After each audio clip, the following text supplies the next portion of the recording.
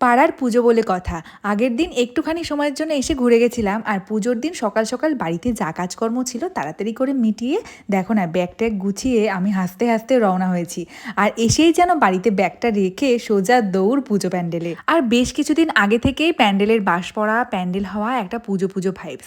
আর আজকে এসে দেখি পুরো প্যান্ডেলের কাজকর্ম কমপ্লিট। দেখো বাবার মন্দির ফুল দিয়ে কি সুন্দর করে সাজানো হয়েছে।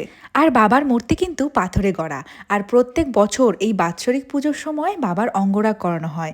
আর এই বছরের রংতুলির সাজ খুব সুন্দর করে ফুটিয়ে তুলেছে। ভিডিওতে কতটা কি বোঝাতে পারলাম তার থেকেও সুন্দর বাবাকে সামনাসামনি দর্শন করে। বাবার মূর্তি যেন জলজল করছে। তোমরা যদি পারো সামনাসামনি এসে একবার দর্শন করে যাও, সত্যি মন ভালো হয়ে যাবে। আর এখানে দেখো কত বড় যজ্ঞের বেদি কি সুন্দর করে কলকা দিয়ে সাজানো হচ্ছে। আর আজকের এইসব কাজ কিন্তু সম্পূর্ণ করেছে দেবাদা, তোমরা চাইলে কন্ট্যাক্ট করতে পারো।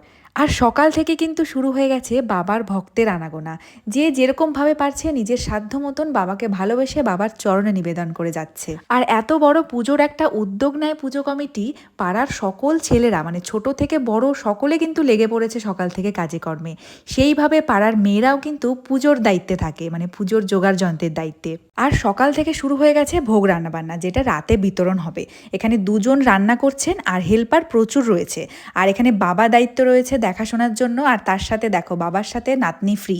আর এই যে আমার সাথে মহারানী এতক্ষণ আমি যেখানে যেখানে যাচ্ছি সেখানেই ও যাচ্ছে। এখন দাদুকে এসে বলছে, দাদু আমাদের একটু চিপস খাওয়াও তো, আমরা অনেক ঘুরে নিয়েছি। আর ঠিক সেই সময়ই আমার ফোনে একটা ফোন এলো বালুরঘাট থেকে অঙ্কিতাদির থেকে আমার ক্লাস ডেমোস্ট্রেশন বলো, স্টুডেন্টের এক্সাম বলো, আমরা ড্রেস রেন্ট নিয়ে থাকি বেশিরভাগ সময়।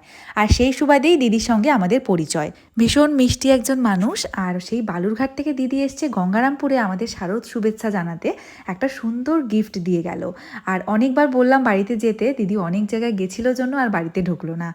যাই হোক, অনেক ভালোবাসা দিদি তোমাকে, এত সুন্দর ভালোবাসা দেওয়ার জন্য। গিফটটা হাতে নিয়ে সোজা চলে এলাম বাড়িতে টুইঙ্কেল বুড়ি আর আমি। বাড়িতে এসে মায়ের বকা খেলাম, সেই যে ব্যাগ রেখে বেরিয়েছিস আর এখন ঢুকলি বাড়িতে। যাই হোক, দুজন মিলে খাওয়া দাওয়া করলাম। কিছু কারণবশত আমি এবার উপোস করতে পারিনি। আর টুইঙ্কেল বুড়ি তখন থেকে এক্সাইটেড কখন গিফটটা খুলবে। আমি শুধু একটু বললাম দাঁড়া আগে খাবার খেয়ে নে, ফ্রেশ হয়ে বসবি, আমি ভিডিও বানাবো, তখন গিফটটা খুলবি। আর গিফটটা খোলার পর দেখে এত ভালো লাগলো। মায়ের আগমনে মা স্বয়ং চলে এলো বাড়িতে। দেখো কার্তিক, গণেশ, লক্ষ্মী, সরস্বতী একসাথে নিয়ে মা এসেছেন বাড়িতে। দুর্গা দুর্গা।